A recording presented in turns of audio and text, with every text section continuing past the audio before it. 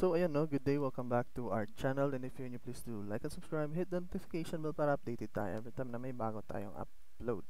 So today pag-usapan natin ang panibagong social na game, which is under sa Twitter, and yung game is uh, Cyber Peta Craft. So technically parang ano lang siya, parang expet. Okay, but may ano siya, may mga dagdag na twist sa ano sa game niya, no. And as of now wala pa silang token kasi nga nagpapa-airdrop pa sila dito sa ano sa Twitter page nila. Ayan, exclusive airdrop worth to 20 million cogs. So ito yung nafa-farm cogs, blue gear, blue colored gear, yun yung nafa-farm, and worth of 400,000 US dollar yung pamigay nila, no. And mag-end ito January 31st. First, you need to install the Google Chrome. So, click natin yung Google Chrome. So, ito yung itsura ng Google Chrome nila. At first, yesterday, last day, doubted ako mag-install ng extension nila, no? Kasi nga, nasa 20 users pa lang yung ano, na nakita ko. But pagtingin ko, ngayon, naging 3,000. Then, ngayon, naging 6,000 na. So, mabilis yung ano niya, mabilis yung increase ng user, nasa 6,000 na siya. And ito yung Google extension. Ipopost ko siya sa description box. And follow niyo sa ano, ito yung parang steps para mag-qualified kayo sa airdrop.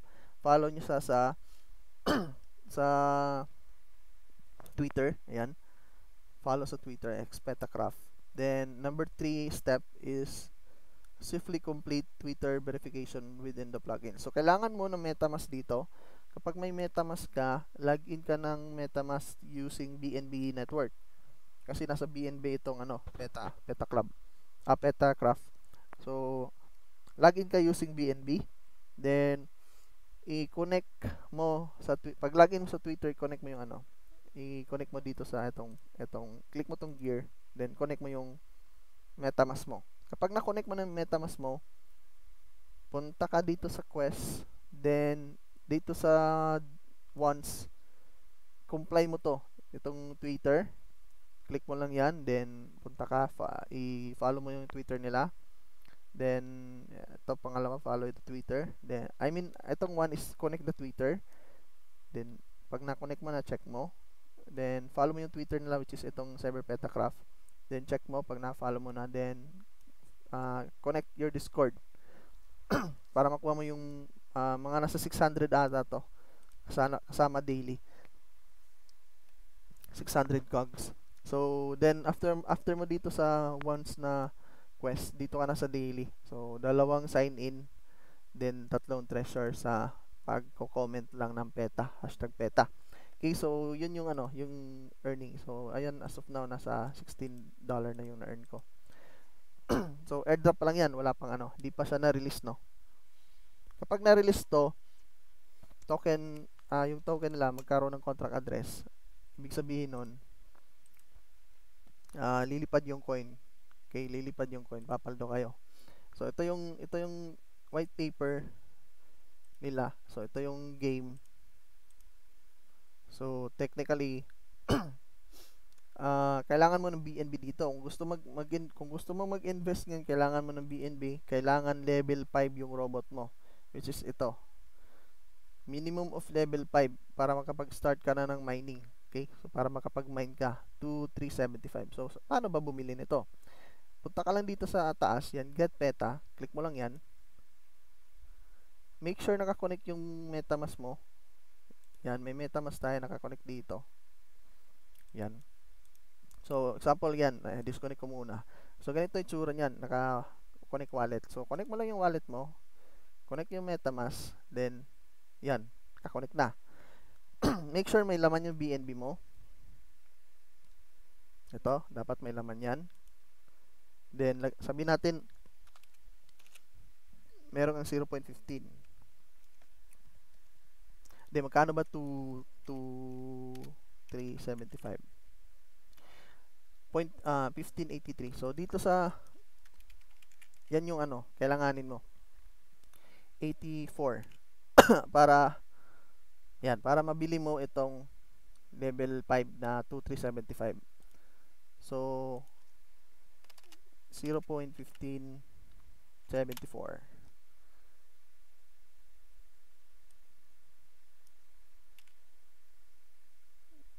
0.1587 pala.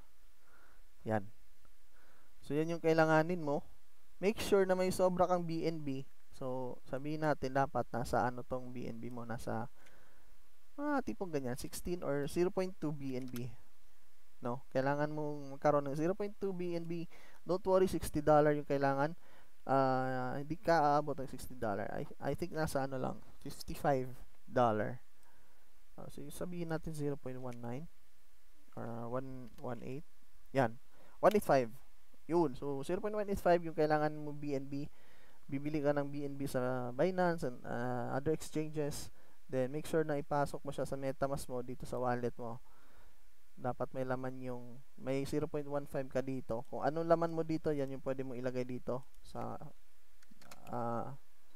185. Yan. So, kapag na-swap mo na siya, click mo tong borrow now. Kapag nakapag-borrow, actually hindi siya borrow eh. Parang i-convert mo yung BNB mo papuntang PETA. Okay? So, technically, parang alisin mo yung PETA, yung mga coin na ano nila, PETA tsaka yung CAG na coin. PETA coin and CAG coin. BNB lang meron. Okay? Alisin mo muna yung PETA and CAG. Technically, kapag nag-borrow ka, hindi siya borrow. Parang ibinigay mo yung BNB mo sa kanila para hahawakan mo na nila, tapos bibigyan kanila ng PETA na technically walang value. Okay, walang value. Pero kapag dumami yung player, magkakaroon siya ng value. Kasi nga, yung BNB na binigay mo, magiging liquidity yan sa lahat. No? Parang technically, parang ano siya, pay and pay out na system. Okay, so yun yun. No? Pero huwag kayong mag-alala kasi may sa white paper nila dito, mayroon naman silang investor sa token. Ayan, may investor sila. Ayan, 2 billion. Okay, 2 billion US dollar yan. So, nakalak yan, vesting 24 months. So, hindi nila ma-withdraw yan. Okay, so may invested silang 20 billion na US dollar dyan. So, yung sinabi ko na parang binigay mo lang sa kanila, actually, tama naman yun, pero huwag kayong mag-alala kasi hindi naman gagawing pang payout yung ano mo kasi nga may nakalock naman silang 2 billion, no? Pero hindi natin sure kung totoo talaga na may nakalock sila, no? So hindi tayo sure. Pero assume lang natin since mura pa naman, pasukin niyo na kasi mura pa naman yung ano, yung game. So why not? I-try niyo ng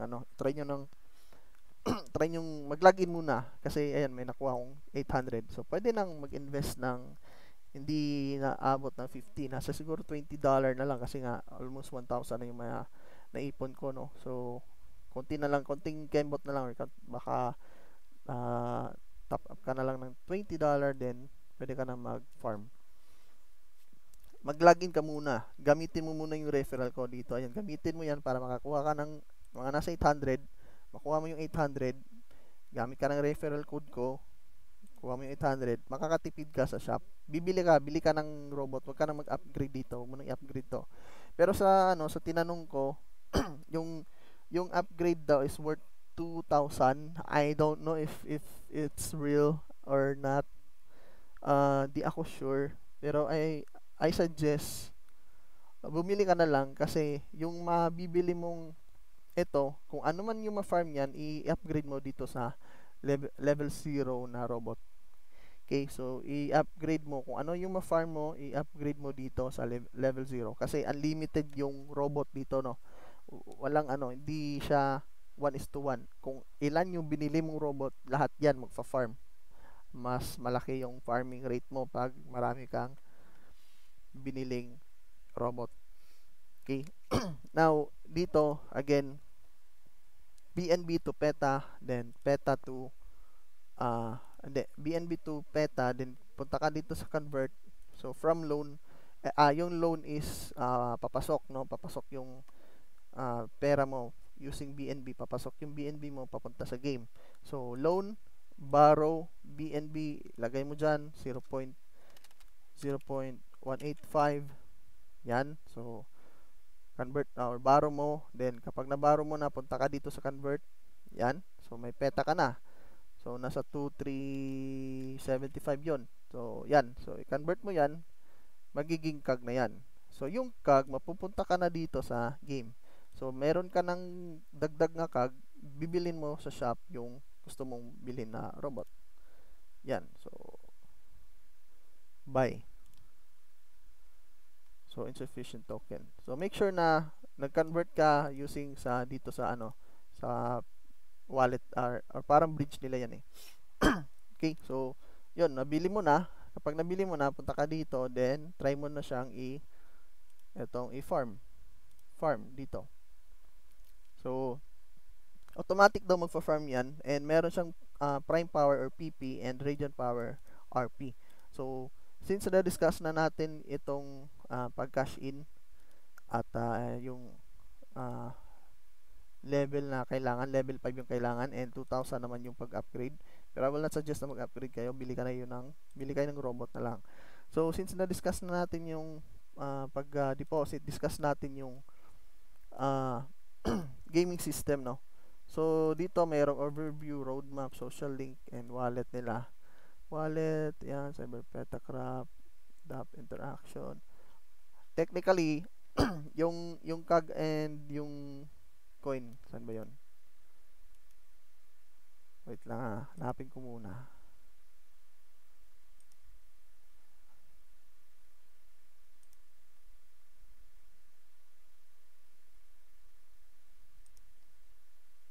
Ito PETA. Parang EXS yan eh. Ayan, so ito, use cases ng PETA, governance coin siya, so for voting. Actually, malayo yung point of view ng white paper, though may red flag naman. Marami siyang red flag kasi first is wala pa siyang contract address sa coin ng PETA, no? Kasi nga raw airdrop pa siya, and wala din siyang contract address ng CAG. Unlike sa XPET, may yung XPET, yan, USDT, mayroon na siyang contract address. Makikita mo na siya sa CoinGecko. Ayan, and pwede mong i-copy itong contract address. Ito yung contract address niya eh. So, paste natin siya dito. Yan, paste nyo. Ito yung contract address niya. So, kung i-click natin yan, babalik lang tayo dito sa XPET. So, ayan o, XPET, liquidity 6 million. Sa WETH, sa BPET naman, 197. Yan yung mga liquidity. So, yan yung XPET. And sa BPET naman, yan, isi-search din yung BPET.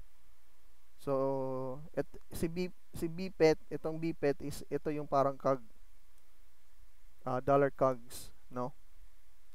Si XPET naman, ito yung parang, ba't nasa Binance tayo? Si XPET naman is, ito yung si dollar PETA, ayan. Si dollar PETA yan. Okay, so, punta tayo dito. So, ito si XPET, dollar PETA. Si CAGs naman is si BPET. Now, si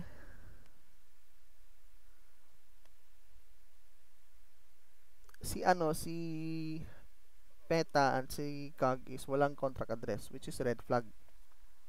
Pero, let's consider na yung red flag na yan is i-wave muna natin. Di muna natin siya masyadong i-big deal kasi nga based sa Twitter nila, airdrop pa naman yung nasa airdrop phase pa lang sila. Technically, ipapamigay nila yung coin sa community. Kaya nga airdrop. So ito yung ginagawa natin ngayon. Nag-a-avail tayo ng airdrop. Nag-airdrop pa tayo. Now, if you really want to invest, pwede ka nang invest. Punta ka dito, mag-deposit ka din. Bili ka ng robot, then start ka na mag-mine. So, yun yung So, dito tayo sa gaming system na, no? Sa nurturing robot. So, ano ba yung mga nasa shop? Discuss natin yung nasa shop. So, mabibili mo yung robot. Then, may another, parang burning mechanism dito. Burning mechanism actually upgrade din siya at the same time. Increasing minting power yung purpose nito. Hindi siya burning. Ang burning is energy and tool. So, ito yung burning mechanism. So, ito, increasing minting power sa equipment. So, balik tayo dito. Cross na natin to. Balik tayo dito sa white paper nila. Nurturing robot, core system, computing power, etc. Level 20 yung maximum. So, wag na natin yung discussion dito na tayo. Rekta na tayo sa power. Ano ba yung prime power? So, ito yung prime power. Technically, kung tatagalog natin to, kung solo player ka, focus ka lang sa prime power. So, punta ka dito. Ito, upgrade yan. So, instead na bumili ka ng 35 prime power and 30 radiant power, ito, RP yung isa. Yan. So, instead na 35 prime power and 30 R power, kung solo player ka, wala kang referral, ito bilhin mo, 55 PP. Ewan ko ba't may ganito, dapat nasa 60 na to eh. Or 50, ewan. Ay, RP pala to. RP pala yan. So, yan. Technically, kung solo player ka, wala kang referral, ito bilhin mo, PP. Now, kung may referral ka, ito bilhin mo. Kung maliit lang yung referral mo, ito bilhin mo. Now, if influencer ka, marami kang invite, itong RP bilhin mo. Focus ka sa RP kasi kung ano yung mafa-farm ng referral mo, papasok siya sa RP system mo. Okay? So, yan yung purpose ng RP. Now, kung solo player ka, itong PP yung i-farm mo. Gamitin mo, bilhin mo to. Okay? So, bilhin mo to for upgrade. So, paano mo siya i-upgrade? Pag na-purchase mo na yan, na-buy mo na yan, balik ka dito, click mo tong level C. So, click mo. Pag na-click mo yan, ayan, slot level 5 sa baba. Dito yan. Ayan, slot level 5. So, yun. So, ma-unlock mo yan, level 5, then another unlock, level 9, which is yung engine. So, ito naman yan. Sa level 9 mo pa ma-unlock itong engine boosters, turbo twirl, and zoom. Bubbly boost, turbo twirl, puta ina, tongue twister to turbo twirl, yon, turbo twirl, and zoom. Kung ako lang, ito PP ako sa 2%. Pareha lang naman 2% profit. But, yung RP talaga is mas maganda siya for referral system. Kaya nila inano to, no? So, technically, yung yung influencer, like for example, marami siyang referral.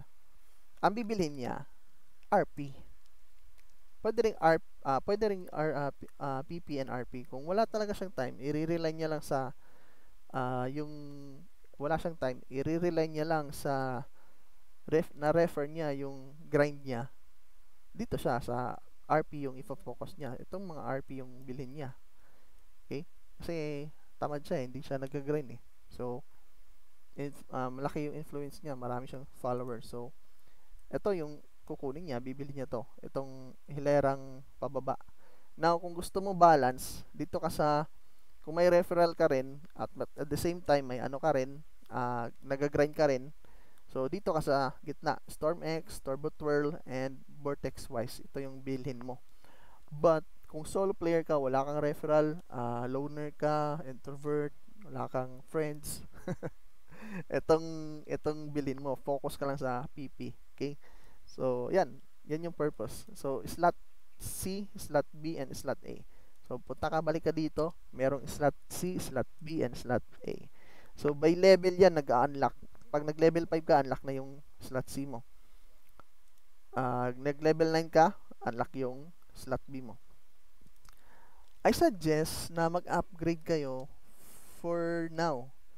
Kasi, medyo bago pa lang siya. And at the same time, di pa naman ma-half day yung investment.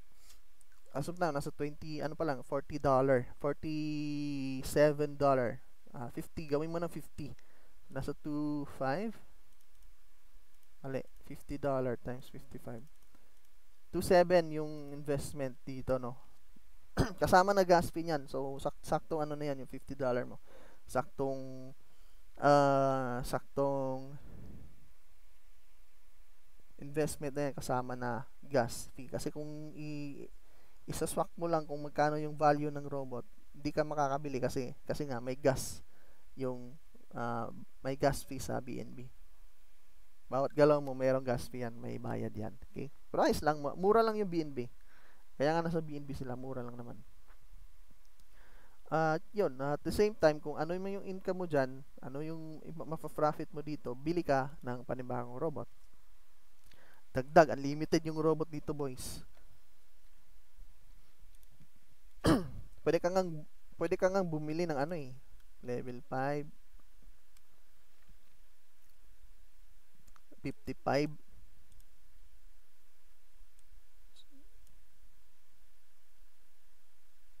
Pag-ipunan mo na lang to. Kung ako lang pag-iipunan ko, hindi ko na i-upgrade. Hindi na ako mag-upgrade. Pero kasi may boost yung upgrade kasi. Wait lang, dito yan eh. Ito medyo hindi ko na maintindihan yan. So kayo na bahala dyan. Tsaka yung ano din, yung PP, Prime Power Tool is 3 seconds yung 1 block ng COG. Compare sa RP, 1,200 blocks for 1 hour. So, technically, sa 1 hour is 60 minutes, 3 seconds. 1 hour, 60 minutes, 60 minutes. So, sa 60, divide mo siya sa 3. Sa 20 blocks per minute, times mo siya sa 60. Yun, tama. 20 blocks per ano niya. Ay, mali. Tama ba? 60 divide 3. Tama nga. So, ito yung pinagbasihan natin. So, 20 blocks yung radiant pool per 3 seconds. Every 3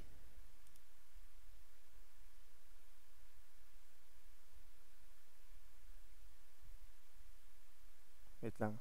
Nabobo ko saglit. Mali. 3 ano pala, divide 60. Yun, 0.5 for every 3 seconds, 0.5 yung block na mamamine mo, no? 0.5 lang yung namamine mong blocks. Compared sa PP,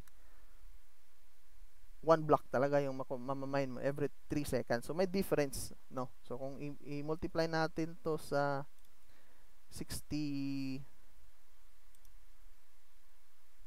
seconds, 20 ay 3 pala. So yun yung ano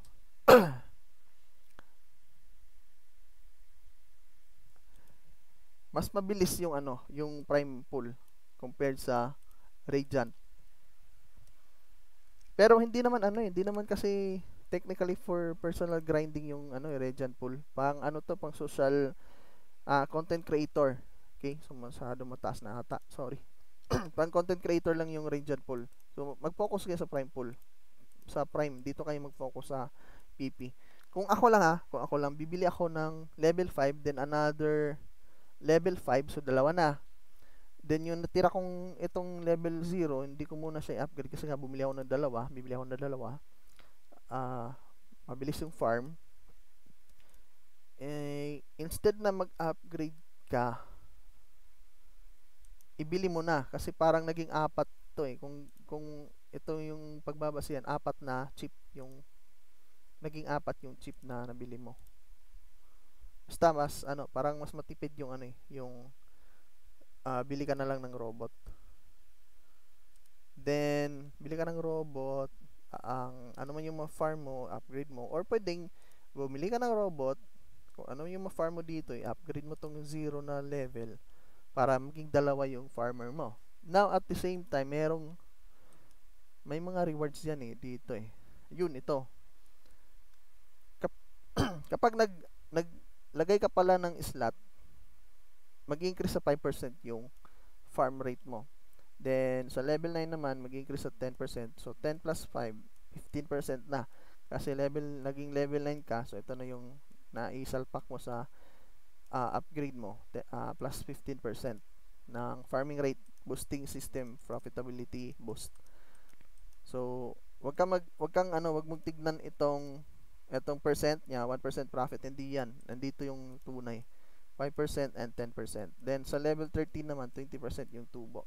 So kung kumikita ka ng 100 sa per hour na cogs, kapag nag-slot ka ng slot C, yung 100 mo magkakaroon ka ng 5%. So 105 na per hour. Then kapag nag-level 9 ka, so 100 na plus 15 na. 15%. So 100 times 0.15%. Yan. So may plus 15 ka. So 100 yung per hour mo. So 150 na yung namamine mo per hour. Then i-add mo lang itong tatlo, 20, 35 plus 135. 135 na yung mafa-farm mo per hour kapag umabot ka sa level 13. Unlock. Ay, level 20 pala ata to. Check natin, wait. Tama, level 13 pala, sorry. So, level 13, unlock. 35%. So, yan lang muna siguro, no? Masyado mahaba na yung video. And hope you enjoy the video. And consider using my referral link if you want. If not, pwede naman kayong humanap dito sa sa page nila. Pwede kayong maghanap dito. Actually, may referral code din to, ayan, no? May referral code din yan. Okay, so yan lang muna. Peace and out and chill.